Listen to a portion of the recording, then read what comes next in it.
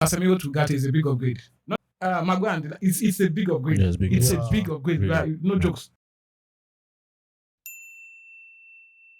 So, guys, what next for the new era? What next? What do you think should be the next step, the next phase after this transfer policy, whatever? What next? Yeah, I think now this transfer window for INEOS was just a rush one. They did not really have they don't really have their structures in place yet. Wow. But I'm sorry to cut you short there.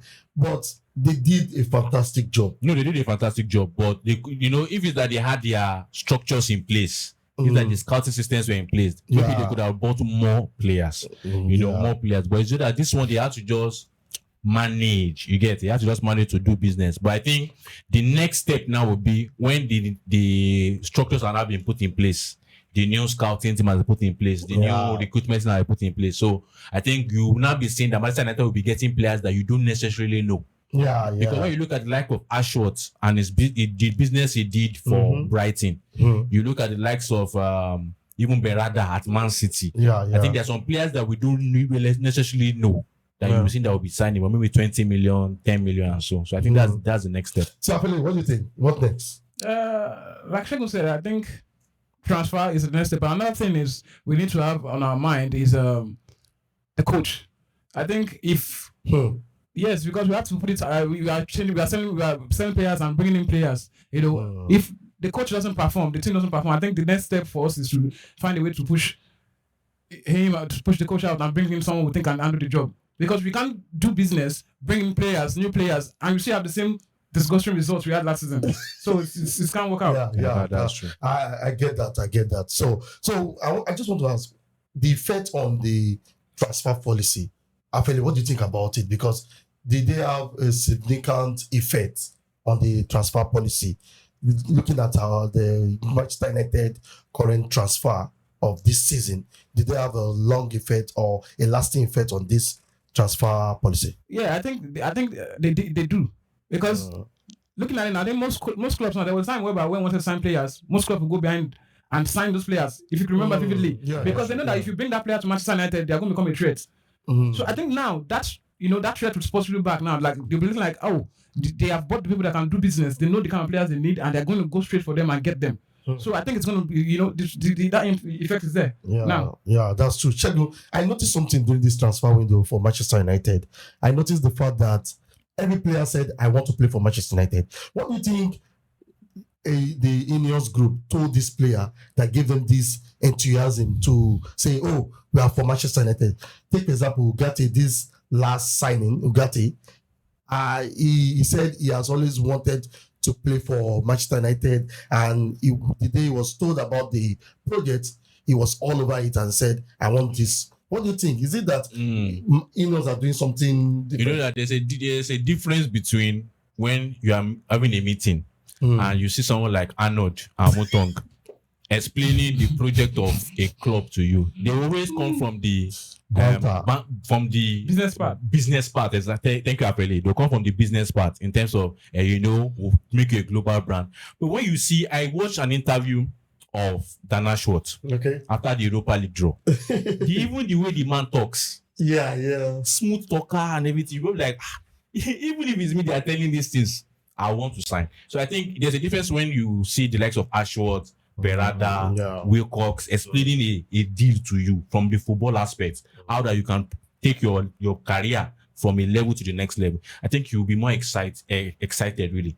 So my next question. Sorry guys, I will be asking you a lot of questions. No problem. So this one will have to be that, from your point of view, do you think there's a gap or the squad have been strengthened? Is it that there's a loophole in that same squad, or the squad have been strengthened? Let me start with you, Shegun. Is the squad strengthened to the point that they can compete for top trophies in the world right now? No, they're not yet there. Manchester United is not yet there really. But I think they've taken a good step. Really, because the players they brought are players that are okay, but they still have room for development. So I think the squad is better, but there are still a lot of things they still need to do. There are still some players that still need to leave, really.